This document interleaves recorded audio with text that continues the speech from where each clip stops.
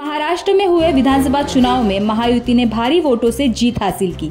मुख्यमंत्री देवेंद्र फडणवीस, उप मुख्यमंत्री एकनाथ शिंदे और अजित पवार के शपथ विधि के बाद कैबिनेट विस्तार की चर्चाओं ने जोर पकड़ लिया था और आखिरकार 15 दिसंबर को नागपुर में विधानमंडल में कैबिनेट का विस्तार हुआ, जिसमें कुल 39 विधायकों ने शपथ ली। मंत्री पद की शपथ लेने वाले इन 39 विधायकों में ओवळा माजीवाड़ा के विधायक प्रताप सरनाईक भी शामिल थे। प्रताप सरनाईक शिवसेना के बहुत पुराने नेता और उप मुख्यमंत्री एकनाथ शिंदे के भरोसेमंद नेताओं में से एक माने जाते हैं। 2024 के विधानसभा चुनाव में 1,84,178 वोट हासिल कर चौथी बार वो ओवळा माजीवाड़ा विधानसभा क्षेत्र से विधायक चुने गए। लेकिन विधायक और कैबिनेट मंत्री बने प्रताप सरनाईक का राजनीतिक सफर आखिरकार कैसा है, आइए जानते हैं। मूल रूप से वर्धा जिला के रहने वाले प्रताप सरनाईक बचपन में ही डोंबिवली चले आए। स्कूली शिक्षा पूरी करने के बाद उन्होंने शुरुआती दिनों में करीब 8 साल दिन में रिक्शा चलाने का और रात में बुर्जी का ठेला लगाकर अपना गुजारा किया। कुछ समय के बाद प्रताप सरनाईक एनसीपी के सदस्य बन गए और 1997 में राजनीति में पूरी तरह से वो सक्रिय हो गए। हालांकि सरनाईक फिलहाल शिवसेना में है, लेकिन उनके राजनीतिक करियर की शुरुआत एनसीपी से हुई। पुरानी राष्ट्रवादी कांग्रेस पार्टी के और अब की एनसीपी शरद चंद्र पवार पार्टी के नेता जितेंद्र आव्हाड और प्रताप सरनाईक अच्छे दोस्त माने जाते थे।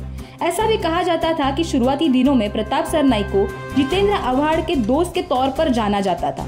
1997 में वो पहली बार ठाणे महानगर पालिका के नगर सेवक के रूप में चुन के गए, पर 2008 में जब प्रताप सरनाईक ने तत्कालीन उप मुख्यमंत्री अजित पवार को 20 लाख रुपए का सोने का मोबाइल कवर गिफ्ट के तौर पर दिया था, तब प्रताप सरनाईक का नाम पूरे महाराष्ट्र में चर्चा का विषय बन गया था। इसके बाद 2008 में सरनाईक ने एनसीपी को अलविदा कहते हुए शिवसेना का झंडा थाम लिया।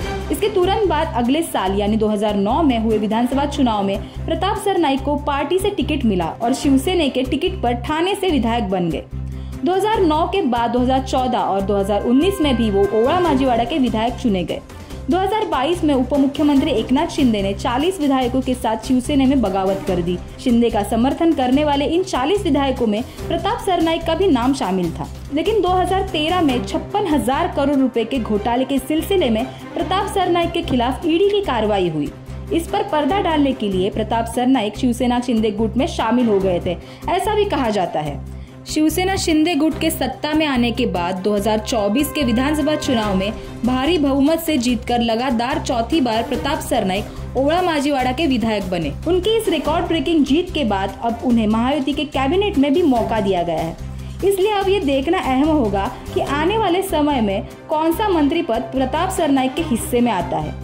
प्रताप सरनाईक के राजनीतिक सफर के बारे में आपको क्या लगता है, कमेंट कर जरूर बताइए और ऐसे ही वीडियोस के लिए जुड़े रहिए MB लाइव के साथ।